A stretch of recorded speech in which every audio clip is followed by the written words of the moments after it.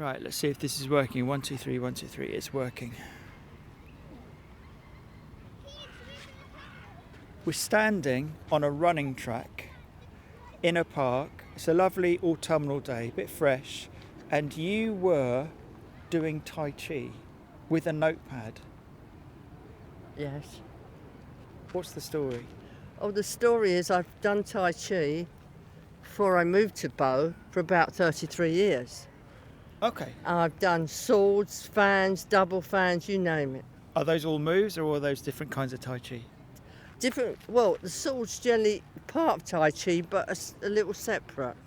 So I've done those, and when I came up and COVID's hit, I come up on the park and did my old things on my own and couldn't find a good teacher. I tried a couple, which I won't go into, weren't really me. And then I went to the Chinese community centre in Soho. Wonderful place, fantastic teacher, and I've had some through my life.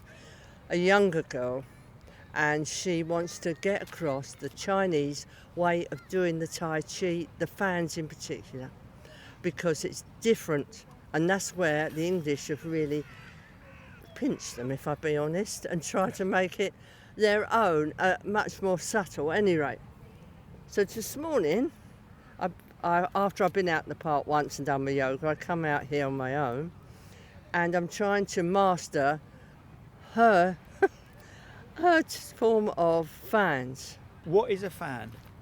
Well, a fan years ago for the Chinese was used as a martial art because it had, if I could describe, metal like hooks on, like a witch's fingers. Right. And they used to use it as weapons. Oh, wow. So it was kind of like martial, as in fighting martial. Yeah. You can still find them on the internet. I wouldn't recommend them. You have to know what you're doing. I've got a metal fan at home, but I won't bring it out. It's dangerous. And really, anything, a metal sword or anything like that, you should have insurance for, because the police don't like them out. Oh, wow. Even someone of your age Yeah. would I get in had to trouble. before. I had to have one before. Also, take around. it's almost Halloween and people might think you're doing witchy things. If you have a witch's finger hooked fan with Well, you. it's not that. I did with a chap I used to be taught before, very good, and Ashley down in Orpington. He said he did a display once with the metal swords, and it was on a stage, and someone rushed to take one. Oh, blimey. So you can see the Yeah, problem. yeah. If it's not you, it's somebody could use it as a weapon to somebody else. Anyway, You said that you'd already done yoga this morning. yeah, This is your second exercise. It's not even midday. no. What's Got going to on? get rid of the cold. Oh, well, is this your way through cold? Yeah, well, I won't give it to you. I've Exercise. just got a bit of a Well, we're throat outside, now. so it doesn't matter. Yeah. I won't catch it. I'm impressed with your fortitude, because I think a lot of people, when they have a cold, is like wrap up, keep still, wait for it to pass. But you're I'm gonna throw it off with Tai Chi and yoga. Well, you do your best. This is a way of thinking, but it's not over a few years you think like this. It's talking to years this develops that you have a different attitude to things, you know. But this morning, when you caught me with my notebook, the notebook's for the Tai Chi form, which is quite long, and I've got it if I'm there with them, and I wrote it down short ways, but I need to practice it, and I've got a long way to go to get that right properly. But isn't that kind of maybe part of the enjoyable thing about it? If there's a long journey ahead, you don't have to worry about rushing it. You know that this is not something that's going to come immediately, and just practice makes perfect. Is that the point of Tai Chi? You never stop learning. Even the teachers are learning off of teachers. Right. People come to a class, because I've helped with the teaching before, and they think it's going to be a quick fix. It's not. It will help you all the weeks as you go along. But it's not a quick fix. You just have to take it slowly. Everybody's got their own pace. But I did teach a lady with one leg once, Oh, wow. and that was interesting. So you teach as well as are I taught. used to assist with the teaching where I used to be before. And the thing about learning continuously is slightly at odds with the way that we kind of look at things in this culture, which is achieve something reach an objective, say you've done something, feel good. But a continuous learning process is, I don't think of as quite part of how we do things. No, not some people. But I can assure you, a lot of people used to walk into a Tai Chi class and you think they're not practicing, they're not doing this, there's something more. And there's a lot of people that take a long time to tell you why they're there. And there's a lot Right. of people, sincerely, that have problems that need to go there even though they're not practicing every week. And you can't shun them. Yeah. You have to take patience. And there's a lot of people come with, where I was before, with medical conditions that won't tell you. But you learn to look, and it's the way you ask them. You say, oh, you're having trouble with this, trouble with that, and it all comes out.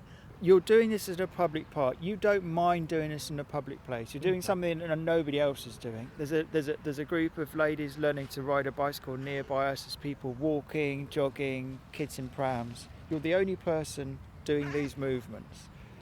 Does doing them in a public place, is that part of it? Why not do them at home? I do them both. Right. I do them both. Be honest with you, I can switch off.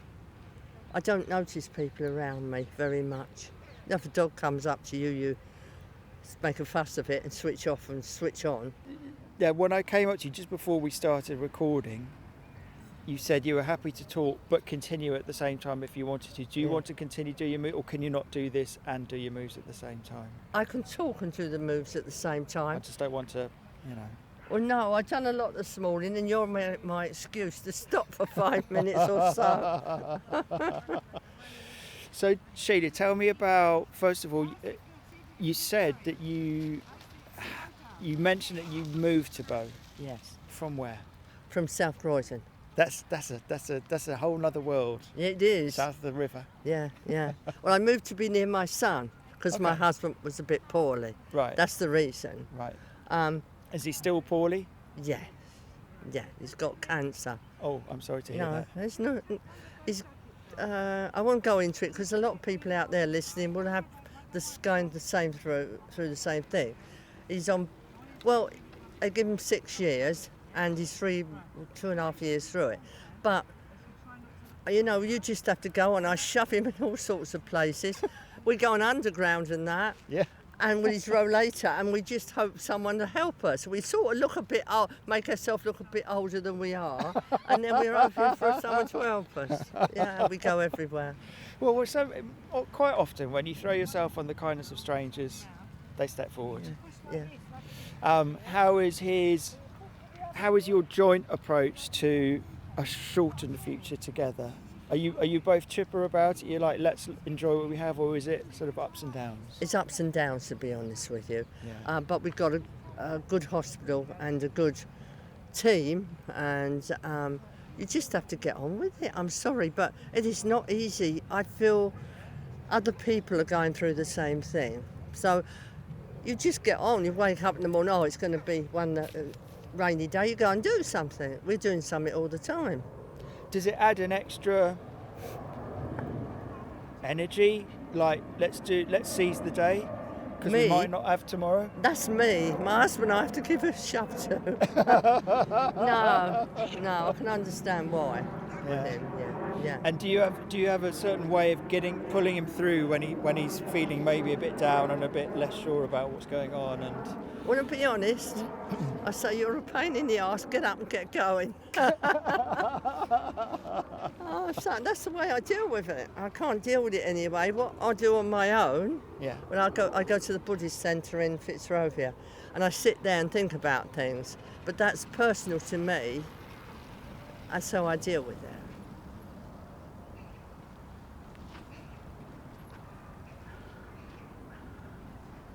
the whole thing about, like, within a partnership, the things you do and the things the other person does, is quite often a difficult balance to achieve. And some people are not so sure about doing their own thing because they don't want to kind of feel it takes away from the partnership. Have you always been quite good at going, I need my thing to do? Yeah, so is he.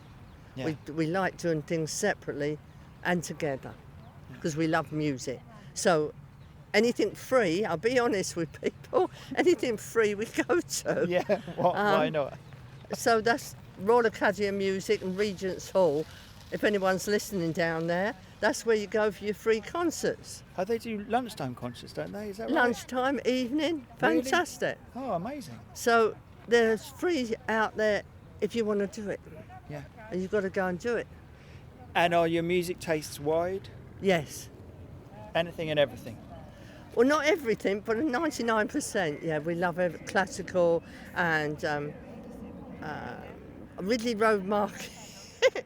Have a nice Up lot of Dalston. reggae. Yeah, from container sort of places at the back there. We've banged into that one. I think it was Saturday or Sunday, and they do wonderful reggae around there. Oh, nice. Yes, there's lots going on. So basically just street music on the street for anyone who's walking past. Yeah. Oh, Yes. that's brilliant. That's brilliant. That kind of lifts the spirits, doesn't it? When you're in a public place and you walk past people enjoying themselves with music, it lifts the spirits. Yeah, it's true. Yeah. It's a shame more people don't use this park for other things. When I looked round this morning, about 10ish? And you think, where are the people? It does sadden me, especially kids in the playground. That's another story. Do you know that it's a matter of perspective though, because to me it looks quite busy. It's now. And I've spoken to an elderly gentleman for this podcast who's been around this park all his life, and he said it used to be totally deserted. Did he? So he says now crumbs. it's thriving compared to what it was in the 80s. Oh, that surprises me. But more people have dogs now. Maybe that is dog walking. There's the dog thing. Yeah. There's the dog thing. Yeah. So when did you start Tai Chi? What was it that brought you to that particular exercise? I think I had a cold and then it got on my chest and they said, oh, you might have to go to the hospital. And I thought, no, I'm not. And I went to do evening classes down where I used to live in South Croydon, just further out. That's where I started. So it was a random choice. It's like, Yeah. I'll give this a go. Yeah. I like doing things where I'm responsible for myself, rather a team effort. I don't mind teaching someone, but I don't like a team sort of thing. It's just not me. So there's a kind of individual thing to Tai Chi, even though we're used to, I think the public perception of Tai Chi is lots of people in China doing it in a park together. So it seems like a team thing, Yeah. but you're saying it's not. It's a team thing, but also every individual has to have a feeling towards it in some different way. Because I'm with people now who haven't done it very long, some odd people, I mean not odd, but, and they're saying, I can't feel what you feel, because I feel energy off of people, definitely energy and what mood they're in through my body, and it takes time for that. I know if someone's poorly, I know when you came along I didn't feel anything that I shouldn't feel. Oh, right. Well, that's good. You can feel when people attack. You get this near to them, arm's length, and you can feel it off of them. Oh, really? Yeah. I know when something's up with somebody. You sure you're not a witch? No. You've got this sixth sense. You've got this kind It's built up the over third years. eye. It's built up over years. Yeah. Do you reckon that's just natural human intuition, or is it something that you trained yourself maybe a bit in?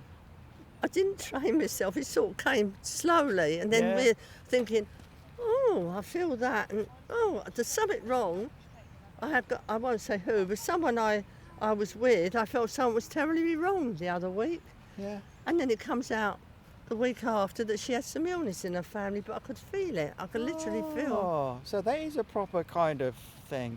I find that some days I'm more sensitive to people around me in the public space, especially if I'm very tired. I can kind of slightly more tune into people. Is it a bit like that, but a bit further than that? Because if you're feeling someone's illness before you hear about it, it's kind of going quite deep. That. Yeah, I don't know how to do it. It's just there, but it hasn't been always there.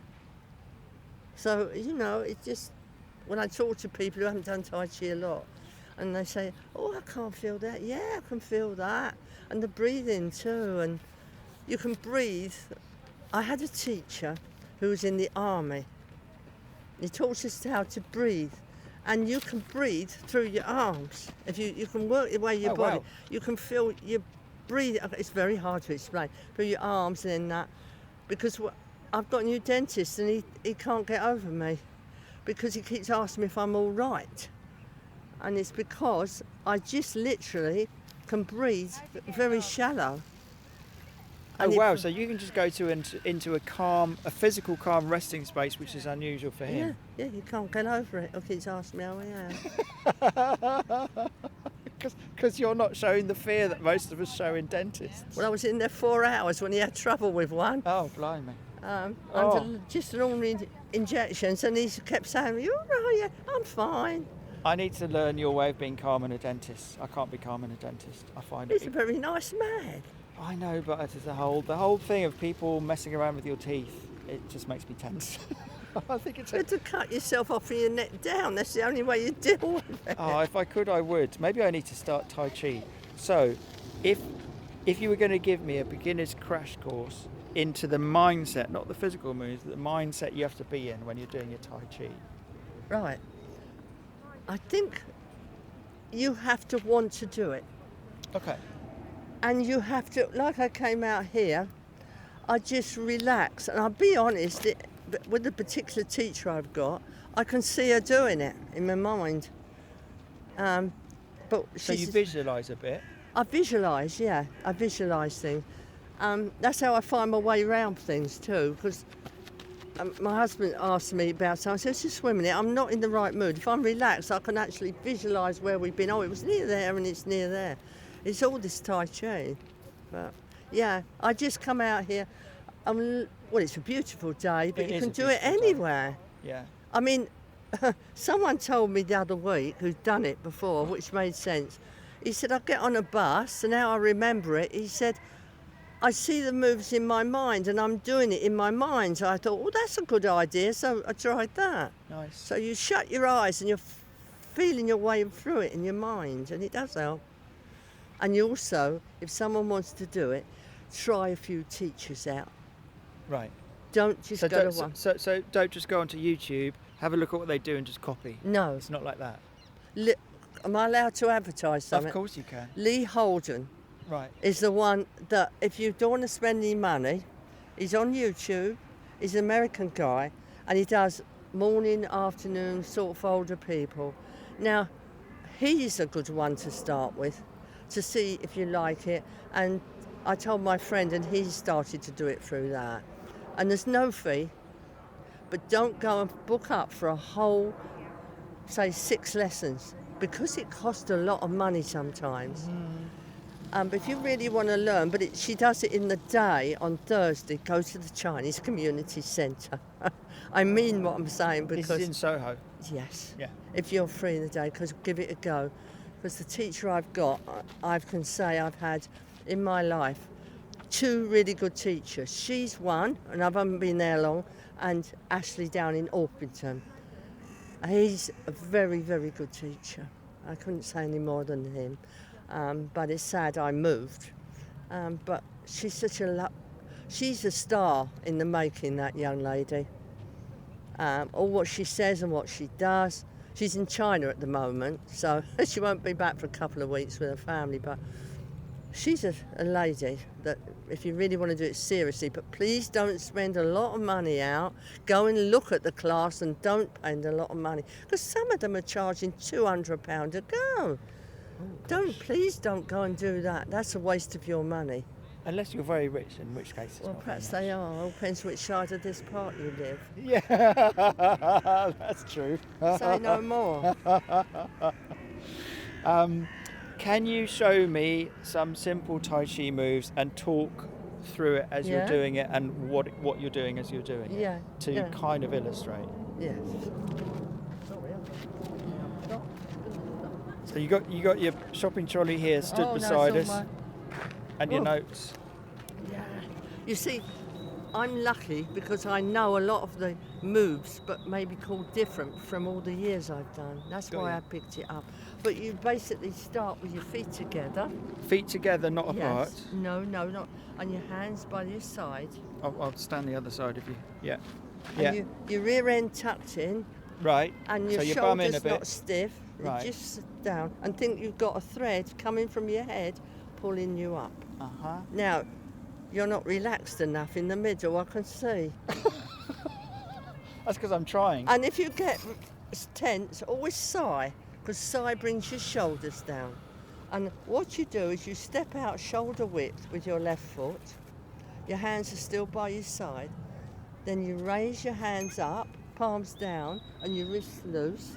Wrist loose. Yeah, Right. like sleepwalking, how I used to describe Right. it. Like the zombies in the films. That's right, Yeah. just like them. And then this is our form. We bring our left foot into our right, and you hold a ball with your other two hands. Your right hand's on the top. So you're imagining you've got a ball. Yeah, like a turn- beach ball. Yeah. Big as a beach ball. Yeah. Hands, but I expect you're holding the mic. It's because I'm holding the Yes, microphone we and forgive and you. the recorder. And you hold your hands. They both face one another, like a beach ball, in front of your tummy Right. area. And then you step to the left with your left foot. Right. Toe out. Yeah. You still think shoulder width, which you can check on if you've been doing it a while. And then what you do, you sweep the left hand up in front of you, so the palm is facing you, about just waist height, a bit higher, and your left palm goes down, out from the right hip. Right. So it's almost like moving into almost a power pose. Like. I call that walled off, but I think the new Walled off. teacher might be calling it something else. Right. Right. So that's how we start. The Right. next one gets complicated, to be honest with you. Go through it. So what you're doing is, I called this at the old school diagonal flying, but she doesn't call it that. She's and don't ask me, because she's trying to also teach us Chinese names and to Chinese music. Right. Interesting It's a lot concept. to take in. Yeah. To take in. So what you're doing is you're stepping. You've got your left foot out. You're on the heel of the left foot, and what you're doing is you're bringing your left arm. Sorry, I've got me pad in my hand. Left arm up, out from the Palm up. left chest, Yeah. and your right hand still out from your right hip. Right. And doing these, it doesn't matter how fast you do these things. You do everything quite slowly, slow motion. No, it all depends. Oh, okay. The first bit she's taught us, the Tai Chi, is slow, beautiful, like everyone imagines it. Yeah. But then the second section's Kung Fu Fan. Oh, okay. So we're That's the talking- martial bit coming in. Yeah, I love that. Oh, right. That's the stamping, It's the killer instinct in you. the scuffing. You stamp your feet, you scuff, and it's much quicker. Aha. When we did it, before she went on holiday, she did it very quick. Oh, wow. And I can tell you, I think we were all surprised we managed to do that bit so quite quick. So you're doing a slow movement for so many moves, and then you're doing this fast movement, which the more it got faster, the more excited I became. And I'm 78, so I think it's quite only excitement I'm going to get, don't you?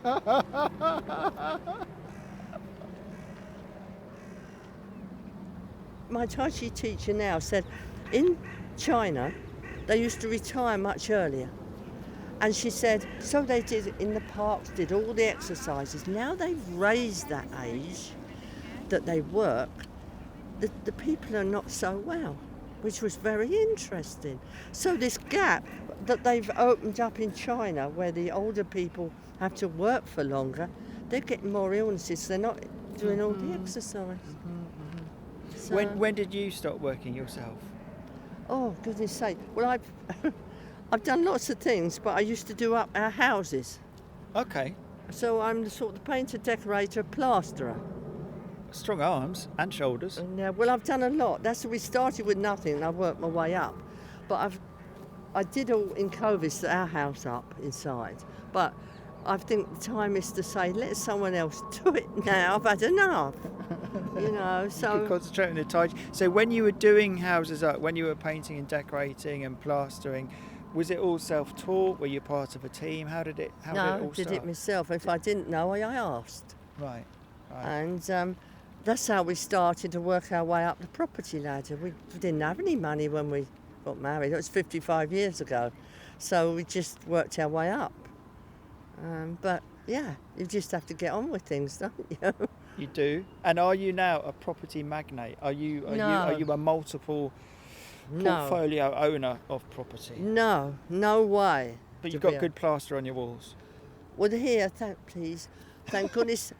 When I had my last house, I did the wallpaper in, and I had to psych myself up to tell my husband, well, the plaster on one wall came away with the wallpaper. But I did plaster it. Can't get everything right. No. So, yes. So 55 years of marriage. That's amazing. Sounds great. It's fortitude. I was going to say, yeah, you were thinking of what he's going to ask next. How do you do it? Fortitude. Yeah. How would you explain fortitude? I don't really know.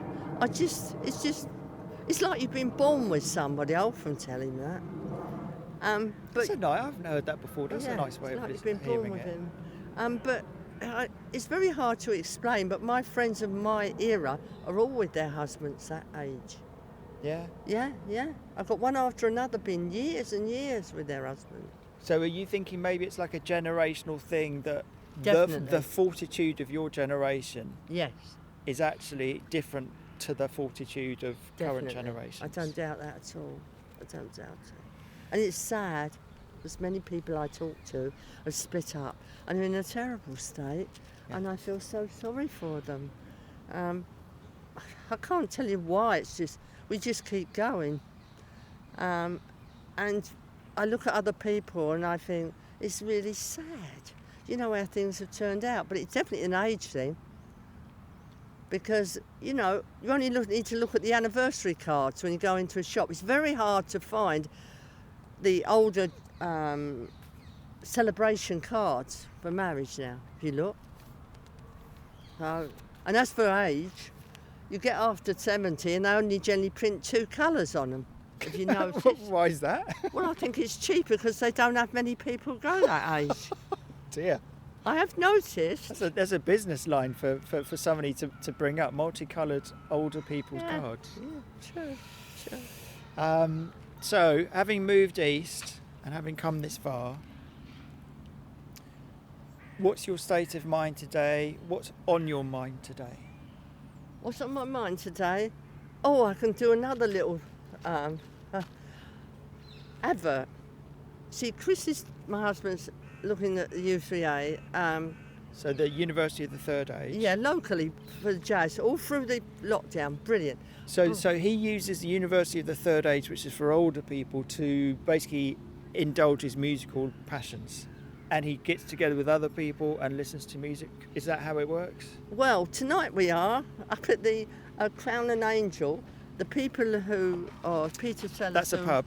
Yeah, up the road in by Roman Road, just extension on. And the man who runs the U3A has got a jazz group up there every month. Oh, nice. And he's good. I'm not just saying that. He goes to a lot of other pubs too. So we what go do up they do? tonight. What does he do? Does he put on music and then talk about it? Oh. How does it work? Well, he does that on the U3A brilliantly, and all of a sudden, it's just things come to life. But up tonight, he'd been there for a couple of hours, and he has all different guest people with him. And his wife sings, really good singer, just like Cleo Lane. I'm sure she'd mind me saying that. But That's a nice we have a compliment. lovely evening up there. Yeah, and he's great. on goes to the Engineer pub. Right. And another pub I can't remember the name of. So yeah. Sounds like a great evening. Getting together, talking about music in a pub. Well, he's not talking; he's playing tonight. Right. Oh yeah, he's on the It's fiddle. like a gig. Yeah, fiddle. She sings. Wait a minute, Jenny. Someone on the keyboard, maybe someone on the bass. There's all different people go up there. Is it open mic? Like, do people step up and do their own thing, or is it like a set piece where you're just It's going for generally the a set entertainment? piece, but she always brings someone in, either on the instruments or a singer as well, as an extra up there. Yeah. So it's very good. Going back to your husband and the illness that he's living with, I can imagine nights like these take his mind completely away from it, which is Yeah. needed in the week, isn't it? Yeah. Well, as long as you keep with people and go out and do things, You know, that's the main thing. You can't sit indoors. I found that with a lot of old people here, they sit indoors. I find that odd. Is that not because they just don't know how to get a sense of community, or they don't know how to keep their social life going? Because social life does reduce as you get older if you're not careful. How have you not got lonelier as you've got older? Go out and just do things. I look things up and see where we want to go. I mean, anything we'll have a go at.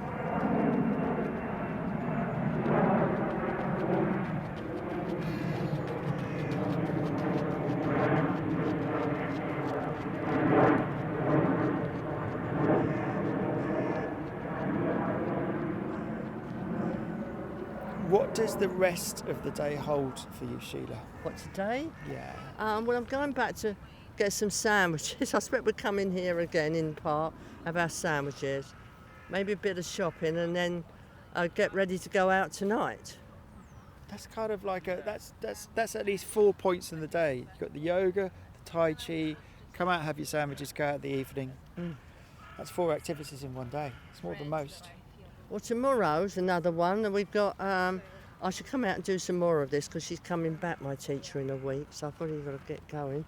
And tomorrow night we're going over to Royal Academy of Music, Baker Street. I expect we'll go by tube with a bit of help from people, and free concert again. I mean, honestly, Royal Academy of Music got so many free concerts, and it's classical people. That are really high up in their game, waiting to go on to the open market, so to speak. And we've got in music talk there, music.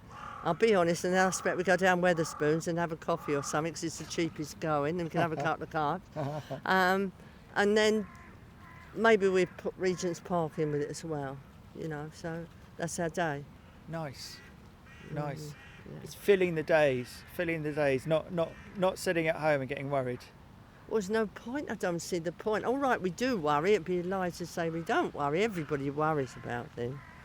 But you have got to get out. We've got this nice park and walk by the canal. So my husband's got an electric buggy, so I trot behind him. You know, he doesn't use it all the time, but it gets us further afield, to be honest with you. Yeah, so, yeah, that's about it, really. Keep going. And another one thing I think is be kind to people and smile at them. I get on those buses and I generally get that awful seat that's facing the wrong way. And I'm saying it so everyone can hear what a miserable bloody lot they all are. Don't any of them smile? Do you sit there smiling at everyone? Yeah. I think, how can you not smile? No.